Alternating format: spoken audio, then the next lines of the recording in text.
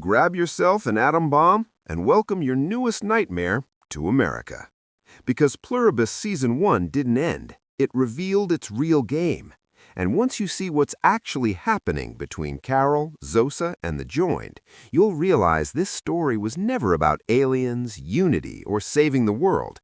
It was about choice being slowly erased.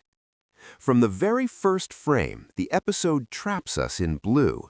Not the calm kind, the kind that signals emotional numbness. Blue follows Zosa everywhere, and that's not an accident.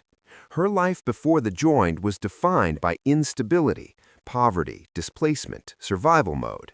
Psychologically, people who come from chaos don't chase freedom, they chase certainty, and the Joined offer certainty. That's why there's a quiet but disturbing theory floating beneath the surface. After Zosa was resuscitated earlier in the season, she may have briefly disconnected from the Hive mind and chose to rejoin, because for her, surrender feels safer than freedom ever did. And that brings us to Kusamaya.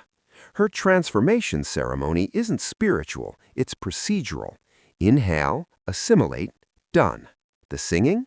The celebration? That's not culture, that's performance. The moment she joins, the music stops, people leave, efficiency resumes. This tells us something critical. The Joined don't value emotion, they simulate it. Even the release of animals isn't kindness, it's ideology. They don't cage life, they absorb it. And now the clock starts ticking for Carol. Because Kusamaya's transformation confirms something terrifying. The cure for Carol isn't years away, it's months, which means consent is temporary. Meanwhile, Manos is coming, 2 hours away, tracked, observed. The Joined don't fear him, and that should worry us. Carol, dressed in pink, sits between resistance and surrender. Pink isn't rebellion, it's deluded defiance. The episode's title, The Girl or the World, isn't symbolic, it's literal. Carol has tasted belonging for the first time in her life, and psychologically, once isolation is replaced with intimacy, people will justify almost anything to protect it. That's why Manos feels like a threat. Not because he's dangerous, but because he disrupts the fantasy. Manos doesn't see the Joined as human, and his religious framing matters. If the soul is real and the Joined don't have one, then what they're offering isn't salvation, it's annihilation with a smile. Inside Carol's home, the truth leaks through. The motion sensor, the frozen eggs, the quiet planning happening around her. This is where Pluribus gets uncomfortable, because surveillance isn't enforced here, it's normalized through love. And the magician imagery makes it obvious. I would never deceive you. That's the lie.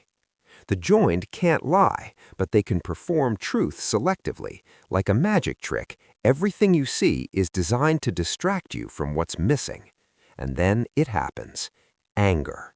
One emotional spike and the Hive convulses. Signals collapse, bodies shake, the illusion cracks. Manos discovers the frequency. Not a metaphor, a literal signal. And for the first time, we understand the Joined aren't bound by belief, they're bound by synchronization. When the signal drops, individuality tries to resurface. A man named Rick almost comes back. Almost. This is the real breakthrough and the real horror. Saving humanity might be possible, but not without killing millions first. Which forces the central question of the series. Is freedom still moral if it destroys most of the world to achieve it? Carol chooses Zosa, but Zosa slips. It only gets better. That line exposes everything. There is no future where Carol stays herself, only a future where she stops resisting. The frozen eggs aren't hope, they're leverage, and when Carol realizes that, the performance ends. Back home, Manos studies standing waves, destructive interference.